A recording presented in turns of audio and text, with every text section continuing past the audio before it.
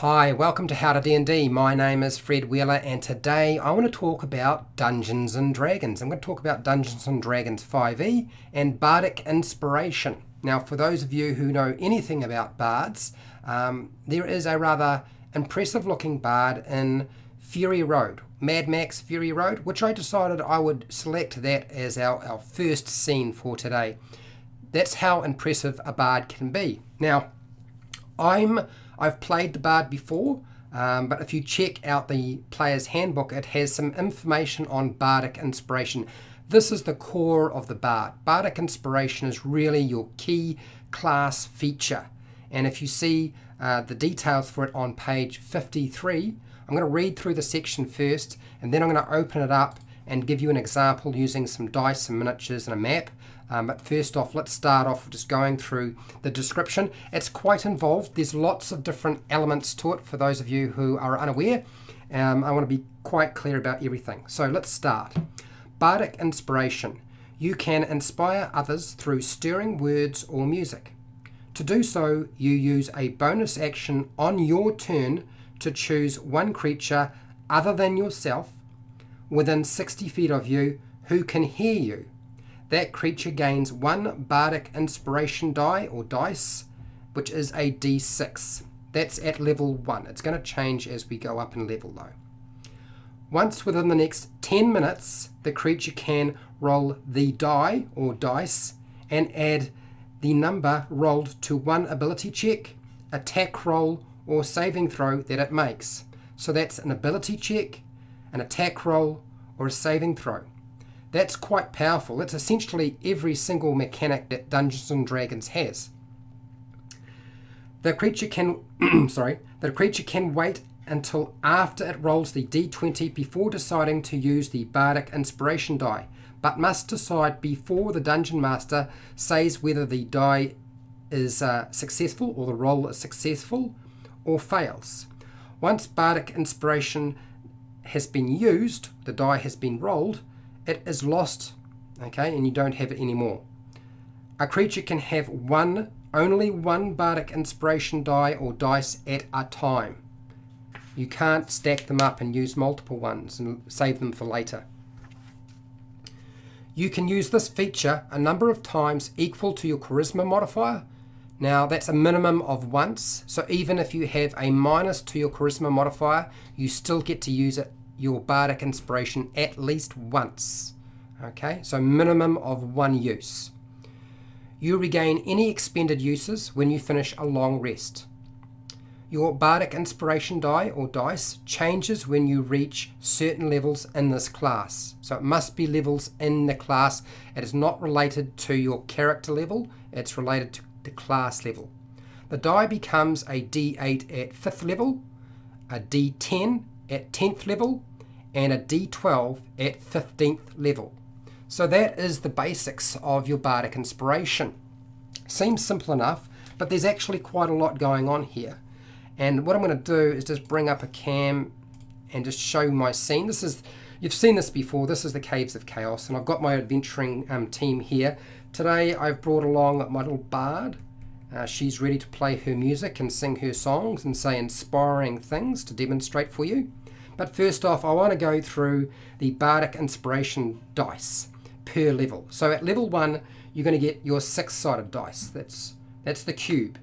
Okay. When you get to level 5, Bard levels level 5, nothing else, you get to use a D8 rather than the D5. Okay, it's D8. When you get to level 10 as a Bard, you can use the 10-sided dice. And when you get to 15th level, you get to access the Big Mother, and that is the 12-sided dice. So I have a couple of examples I wanted to demonstrate, so I'm just going to remove these. And for the purpose of doing our rolls and making checks, I'm using character sheets, for the pre-made character sheets that are available in the link below. They are all level 1 characters. For those of you who are wondering what level these characters are, you should be able to find them on the Dungeons & Dragons official website. I'm going to use a big 6-sided dice for those of you, just so we can see exactly what our numbers are as we add things up. So as we're exploring or we're coming up to a cave location, our party might decide that the best course of action is to be stealthy and make some stealth checks. Now you as the bard can decide to inspire, say, your cleric who has disadvantage because they're wearing heavy armor and would normally roll a 20-sided dice and 2 of them take the lowest result. Heavy armor, you get disadvantage on your stealth checks. So to try and counter that, giving them Bardic Inspiration means they get to add a little bit more to it when they need to. So you would, if you're going to do something like this, make sure you're singing your song or saying your inspiring words well away from the cave entrance. Remember, it lasts 10 minutes. You do have time to do it away from the cave entrance. So sing your song, say your inspiring words for your cleric, who now can decide to use that when they want to, and this is a good time to use it, to make an ability check. An ability check or a skill check, it doesn't matter. Now the modifier for our cleric is a -1. So we take our 2 20-sided dice, rolling with disadvantage, and I take the lowest result. I rolled a 19 and a 7, so we take the 7. Whoops, we missed the 7. There we go, there's a 7. -1 is 6, which is not very good, but you can choose to use this. Now we haven't been told by the Dungeon Master the results of your check yet, and you roll your 6-sided dice if you are the cleric. And there it is. So we get our 5. So 7 modified by 1 is 6, and then add 5 means your stealth check for your cleric is now 11. You can see how powerful and useful something like this can be. Your average roll is going to be a 3 or a 4, so there's actually a significant effect by using Bardic Inspiration in this case. So there's our first example for today. The next one I want to use is, so we're exploring through our cave location. Our barbarian is leading off. What the party don't know is that the dragon may well have picked up the ascent, even if they have done a really good job with their checks. And as they're exploring through here, the dragon comes around the corner, and oh dear, there it is. It's ready to do its thing. Our party might be spread out, they might be in a line. It's really up to you how you figure that out. But let's just say before this happens, like roughly somewhere in the 10-minute range, our bard had provided Bardic Inspiration to our wizard. This is a bad location when a dragon can now breathe down the corridor with their breath weapon, cloud of poisonous gas, which is not very nice. And who is likely to suffer the most? Anybody making a Constitution saving throw. And our wizard doesn't have a particularly high constitution compared to everybody else. And so therefore, if you allow your wizard to have Bardic Inspiration, they can decide to use it on that saving throw. So you roll your 20-sided dice. Our modifier, I only rolled a 3 this time. Our modifier is a +1 for the Constitution modifier was for the wizard. So it did have a Constitution modifier.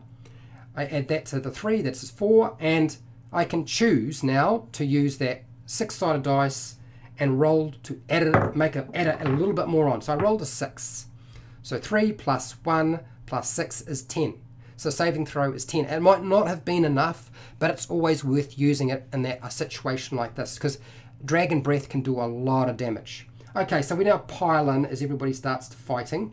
We've got our barbarian in the front, our cleric very close by, we've got our ranger, our wizard, and 10 minutes ago, or roughly about 10 minutes ago, or less than that, our bard applied Bardic Inspiration to our barbarian. So they now have inspiration ready to go, Bardic Inspiration if they want. So this is when we use an attack roll. So when you're making your attack roll with your character, you roll your 20-sided dice as you normally would. For the Great Axe, it's going to be a +5 for this character in terms of an attack modifier. So I rolled a 19, +5 is 24, and I can also choose to use this at that time if I feel that's not going to be enough. Now, if I had rolled lower, rather than a 19, I'd rolled, say, a 4. In this case, thank you, 4. You rolled exactly what I needed you to do so. So 4 + 5, it's not very much. 4 + 5 is only 9. I really need it to be a bit higher. So this is a good time to use Bardic Inspiration and see if I can push it up a little bit higher. So roll your dice. I rolled a 4. So 5 + 4, 9, another 4 is 13. Okay, so that's my attack. These are really good times to use those features. It's it's the bread and butter of the cleric. It really is super useful. Now, there are often questions that people ask about Bardic Inspiration, and I have prepared a little bit of information for you so I can answer some of those questions. And I'm just going to switch my scenes and just go through my little list of questions that tend to come up.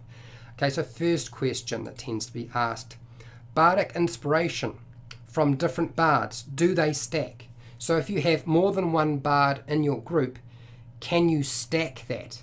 Can you stack those dice? Can I then now have one Bardic Inspiration from Bard 1 and one Bardic Inspiration from Bard 2? No, well, no, you can't. You can't have more than one Bardic Inspiration at a time. Therefore, you can't actually roll two Bardic Inspiration dice at the same time. They don't stack. Same effect can't be stacked. Bardic Inspiration is not a magical effect. Okay? A lot of people get confused and think that Bardic Inspiration is a spell or a magical effect. It's not.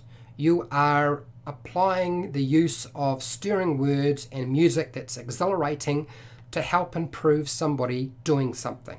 That's what it is. Bardic Inspiration can modify initiative rolls.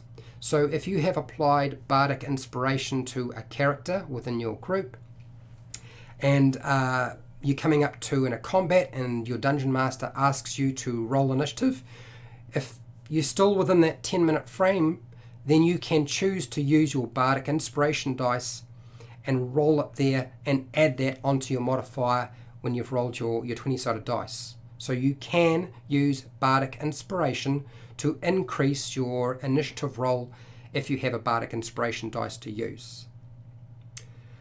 Next question. Using Bardic Inspiration does not end in the invisibility spell. Okay, so using Bardic Inspiration does not end the invisibility spell effect. So if you are currently invisible, one of the core requirements for maintaining that invisibility, the standard one that is that you can't make an attack or cast a spell. But using Bardic Inspiration, so if you are the bard and actually giving somebody else inspiration, the inspiration dice, that's not going to break the invisibility spell. If you decide to use your Bardic Inspiration dice that has been given to you by the bard, it's not going to break your invisibility spell effect that's been cast on you. Okay, so don't get confused with that. It doesn't have any effect whatsoever. You can use them. Next one. Bardic Inspiration can be stacked with the Bless spell effect. So you can stack your Bardic Inspiration along with the Bless spell. Now the Bless spell gives you a four-sided dice for attack rolls and saving throws. Which means if you have Bless going, you can also use a Bardic Inspiration die if you want, if you have it available, and stack that to increase your final outcome for your either your attack roll or a saving throw. Bless has no effect on ability checks or skill checks, but you can still affect and stack it up, your Bardic Inspiration with Bless when it comes to attack and saving throws. Bardic Inspiration is not a spell. It should be clear by now from all the things I've been saying, but Bardic Inspiration, you are not casting a spell. Bardic Inspiration can be used on a concentration check. So if you're making a concentration check, remember it's a check. And Bardic Inspiration covers all of the basics of Dungeons & Dragons 5e, all the basic mechanics. Attack rolls, ability checks, and saving throws. So you can use it for increasing your chances of success when you have to make a concentration check, as long as you have a Bardic Inspiration dice available. So that's all I have for Bardic Inspiration for today, and hopefully I have answered all the questions people might have. Now, if you found this video helpful and informative, please share and like the video. Subscribe to my channel if you haven't already subscribed. Hit the bell button to be notified when I go live and when I publish new videos. Now, if you want to help support the channel, you did so by watching this video.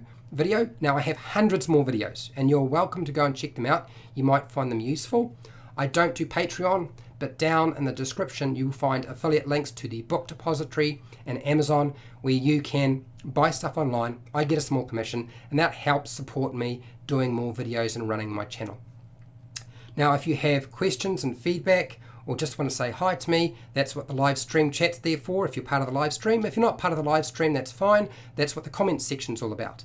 And hey, till next time, keep rolling those 20s. And don't forget about your Bardic Inspiration die.